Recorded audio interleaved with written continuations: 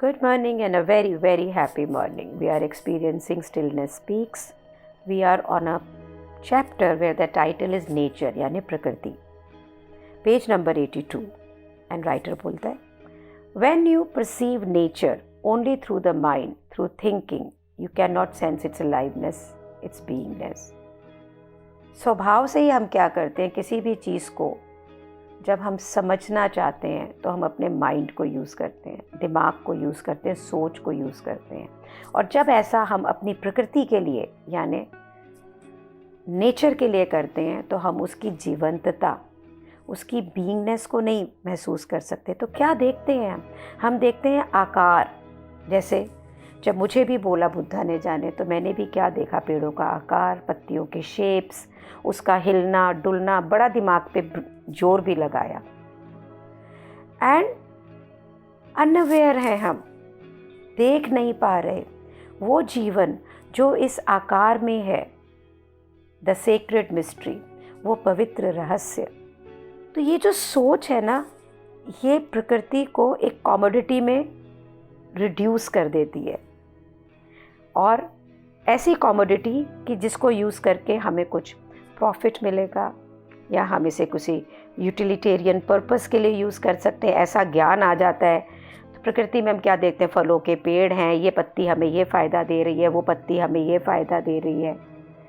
और जो एंशिएंट हमारे जितने भी जंगल हैं वो टिम्बर बन गए, बर्ड हमारी रिसर्च के प्रोजेक्ट बन गए, और माउंटेन जो पहाड़ हैं वो एक कॉन्कर होने का, एक अपनी ताकत दिखाने का तरीका बन गया. ऐसा कब होता है?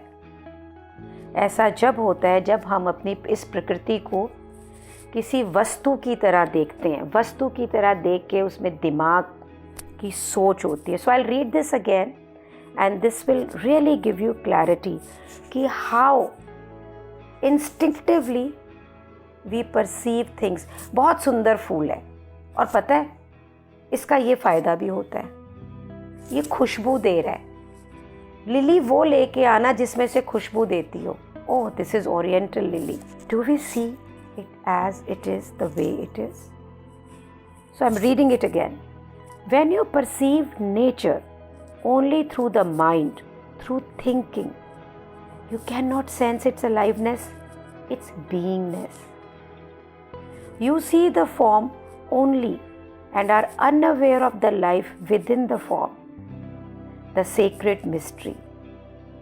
Thought reduces nature to a commodity to be used in the pursuit of profit or knowledge or some other utilitarian purpose. The ancient forest becomes timber, the bird a research project, a mountain something to be mined or conquered. एक वस्तु बन के रह गई प्रकृति हमारे लिए. देख नहीं हम पाते उसकी भव्यता.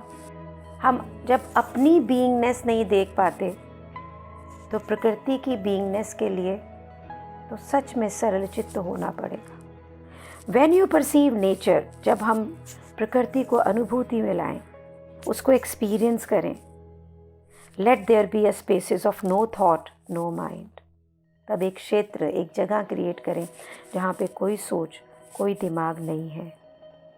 When you approach nature in this way, it will respond to you and participate in the evolution of human and planetary consciousness. जिस समय आप प्रकृति को इस ढंग से अप्रोच करते हैं तो ये ना आपको रिस्पॉन्ड करेगी. जब आपके पास कोई माइंड नहीं होगा, यहाँ कोई सोच नहीं होगा, सरल चित्त से आप इसे सिर्फ एक्सपीरियंस करेंगे. कुछ ज़्यादा नहीं करना है.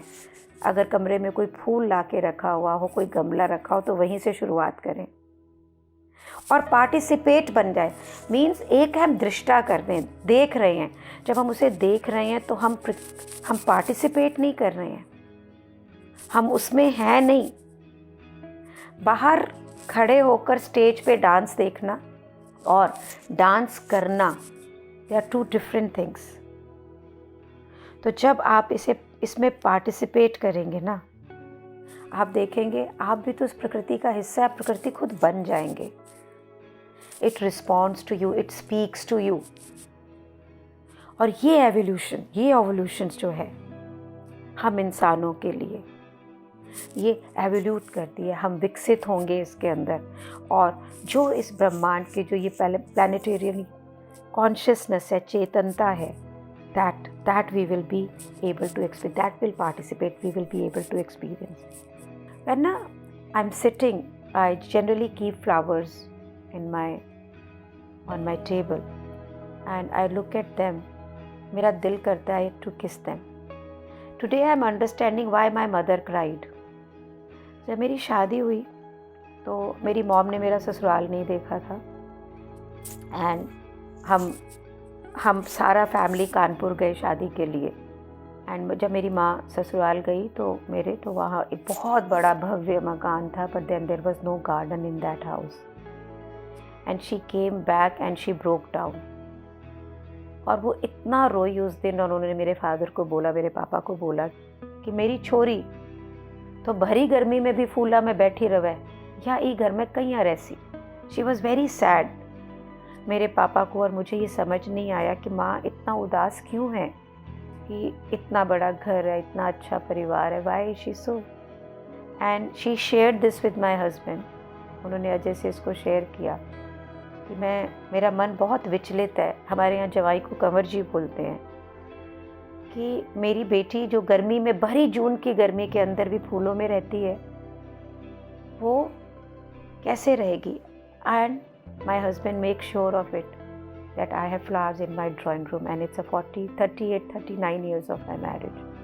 और आप ये विश्वास करेंगे कि मैं इस प्यार को कभी एक्सपीरियंस नहीं कर पाई। मुझे खुद ही नहीं पता था कि मैं क्यों उन फूलों में रहती हूँ, वाई सो। कितना हम गुम जाते हैं, खो जाते हैं इस आकार में, इस दुनिया में, कुछ पाने में, किच में, घचर पचर में। We forget everything. But now when we are getting this opportunity, आप और मैं जब इस रास्ते पे चल रहे हैं, let's make use of it. So let's be on this path and experience how it is to be one when you are supposed to be the one. हम तो आए इसीलिए थे ना, भटक गए हैं।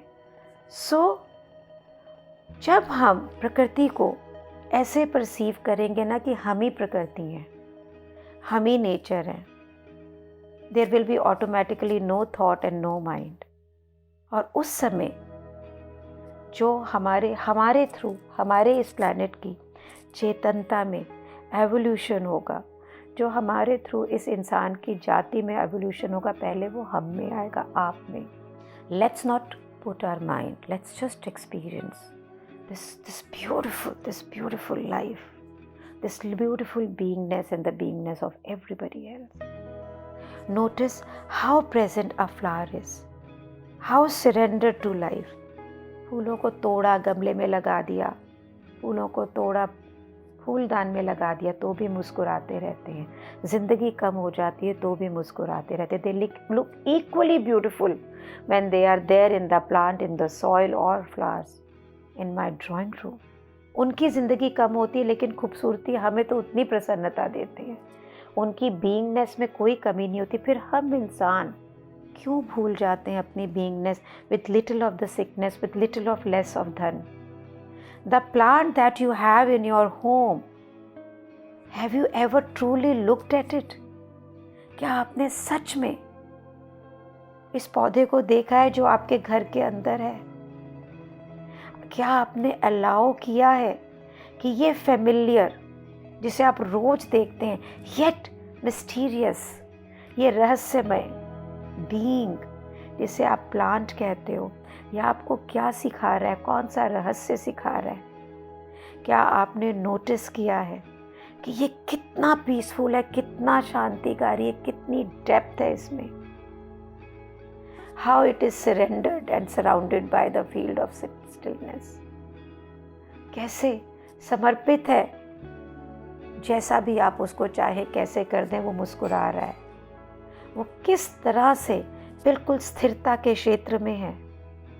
The moment you become aware of the plant's emanations of stillness and peace, the plant becomes your teacher. जैसे ही आप चेतन होंगे ना कि ये स्थिर पीसफुल पौधा क्या एमिनेट कर रहा है? स्थिरता ही करेगा ना, जब वो है ही स्थिर, जब वो है ही शांति में, तो वो आपका बुद्धा बन जाएगा। वो स्थिरता, वो पीस जो आप में है ही, ये साइलेंस, ये स्थिरता आपको देगी क्या?